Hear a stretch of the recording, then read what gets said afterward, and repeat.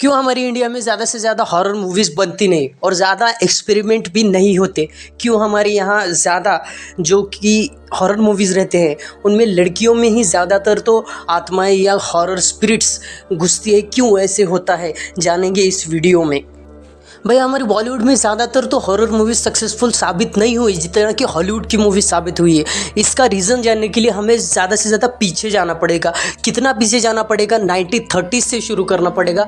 30s 40s 50s 60s और 70s और 80s और 2000 का जो समय बाद में आया, उसके समय में कितनी कितनी मूवीज़ आई और कौन सी मूवीज़ अपना परचम लहराया और कौन सी मूवीज़ ज़्यादा से ज़्यादा अपना मुकाम हासिल कर पाई और इससे क्या इम्पैक्ट पड़ पाया इतना समय तक अपने हॉरर इंडस्ट्री पे, अपने बॉलीवुड इंडस्ट्री पे। और उतना ज़्यादा डायरेक्टर्स रिस्क क्यों लेते नहीं हैं कि हॉरर मूवीज़ बनाने के लिए जितना कि हॉलीवुड लेता है। तो चलते हैं 1935 में। 1935 में इंडिया की सबसे पहली हॉरर मूवी आई थी जिसका कि नाम था शादी की रात और वो एक हिट फिल्म साबित हुई थी। बट यार इसके बाद 5 सालों तक कोई मूवी रिलीज़ नहीं हुई और उसके बाद भी 5 साल तक पूरा का पूरा मैदान खाली रहा। मतलब कि 10 सालों तक कोई भी मूवी रिलीज़ नहीं हुई और 5 साल बाद मतलब कि 1940s में जो मूवी आई थी उसका वो मूवी फ्लॉप रही थी। वो फ्लॉप मूवीज़ की बात हम इस वीडियो में नहीं करेंगे।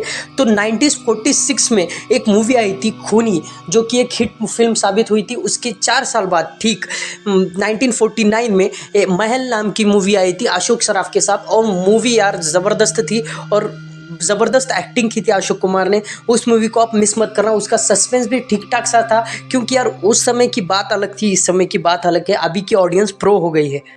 फिर हम बात करेंगे अभी 50s 60s और 17 के बारे में। मतलब कि इन तीनों जो दशक था, तीनों दशकों में कौन सी फिल्में आई थी और किस फिल्मों का ज़्यादा से ज़्यादा परचम लहरा था इन तीनों दशकों में। तो इनमें से पहली मूवी जो सबसे ज़्यादा चर्चित रही उसका नाम था गुमनाम। यार इस मूवी का ज़बरदस्त, और आपने वो गाना भी सुना होगा,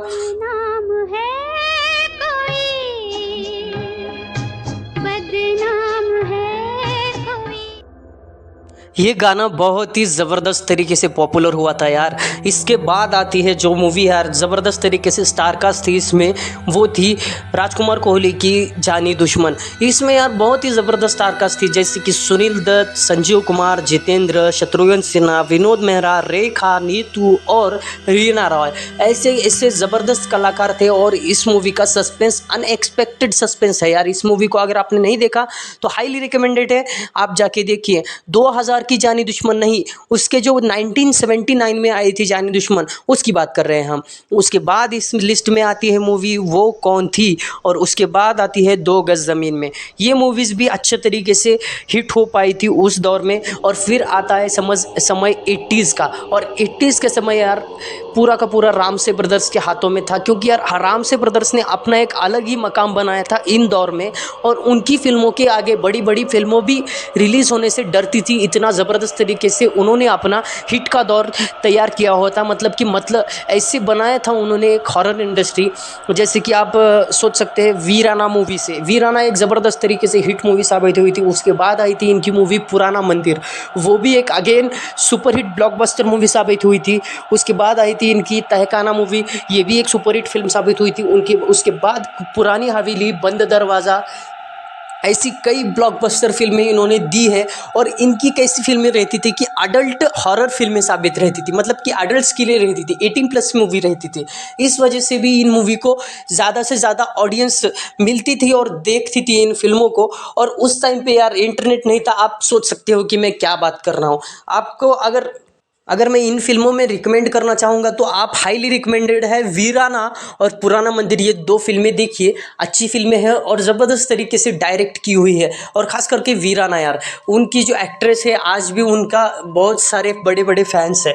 इसके बाद हम बात करेंगे 2000 की, मतलब कि 90s के बारे में बात करेंगे। 90s में 2 ऐसी एक्सपेरिमेंटल फिल्में आई थी यार, जो कि यार मुझे लगता है कि हाईली अंडररेटेड फिल्में साबित हुई थी 90s के दौर पर। जैसे कि एक जो कि राहुल रॉय की जुनून मूवी, जो कि एक ब्लॉकबस्टर फिल्म साबित हुई थी।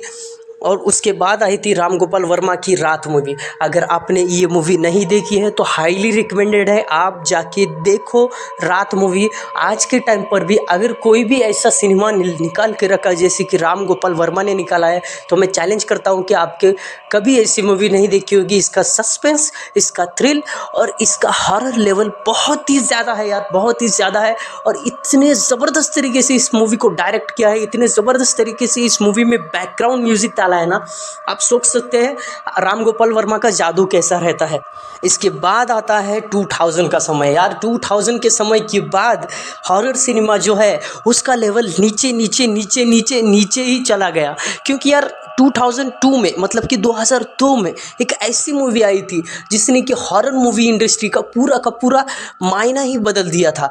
जैसे कि 2002 में आई थी राज मूवी। ये एक musical horror suspense thriller movie थी।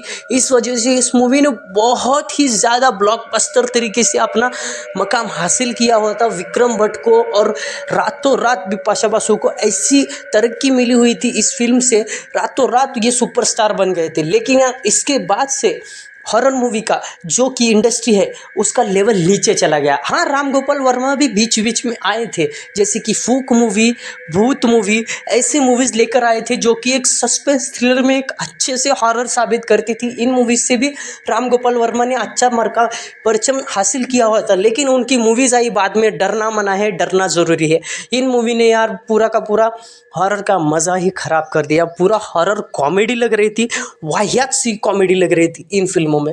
लेकिन यार 2000 के बाद हम बात करें, 2000 से 2010 तक और 2010 से 2020-22 तक, अभी तक की हम बात करें, तो मैंने कुछ ऐसी मूवीज़ की लिस्ट निकाली जो कि एक मुझे लगा कि अंडररेटेड और अच्छी मूवीज़ है, और कुछ मूवीज़ हिट भी साबित हुई इनमें से, और कुछ मूवीज़ बहुत बुरी तरह से फ्लॉप साबित हुई।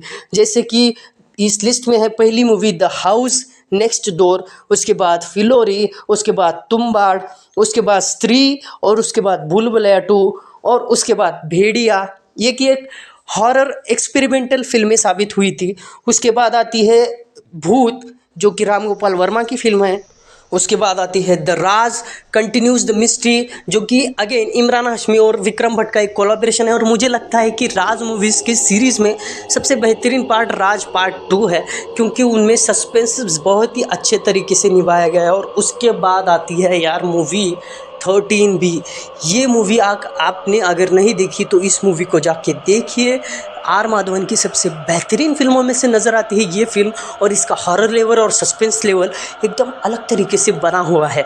और अगर मैं इसके बाद वाली मूवी की बात करूँ तो ये तो मूवी सबने देखी होगी, गो गोवा गॉन। ये मूवी एक सुपरहिट फिल्म साबित हुई थी। और इनमें से कुछ फिल्में जैसे कि गो गोवा गॉन, स्त्री और भूल भुलैया 2, ये एक हिट फिल्में साबित हुई थी। लेकिन यार अंडररेटेड फिल्मों की अगर मैं बात करूं तो तुम्बाड़ और जैसे कि अपनी फिलोरी, ऐसी मूवीज़ हिट साबित नहीं हो पाई बॉक्स ऑफिस पर।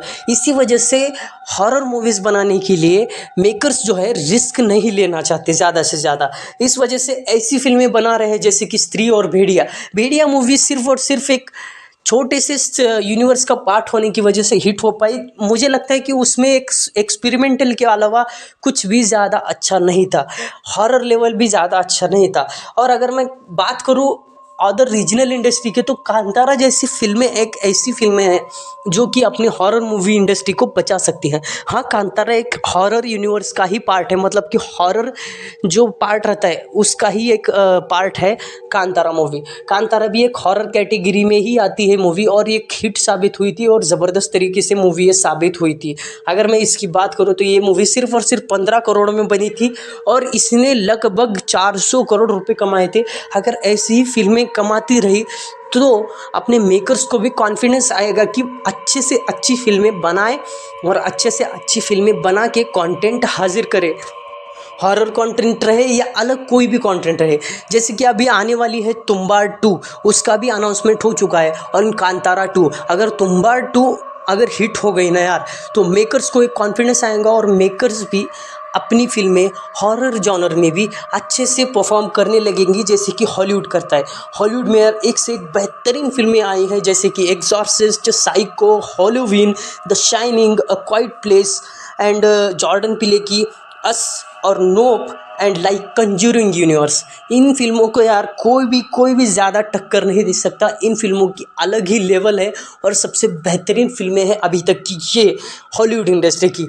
अगर मैं बात करूँ आने वाले प्रोजेक्ट्स की तो मुझे लगता है कि तुम्बा 2, गो गोवा गॉन 2 और कांतारा 2 इन्हीं फिल्मों से अपना हॉरर यूनिवर्स का जो आगे का जॉनर है बॉलीवुड में बच सकता है। आपकी क्या राय है कमेंट में मुझे बता दीजिए और प्लीज़ यार इस चैनल पे नए हो तो सब्सक्राइब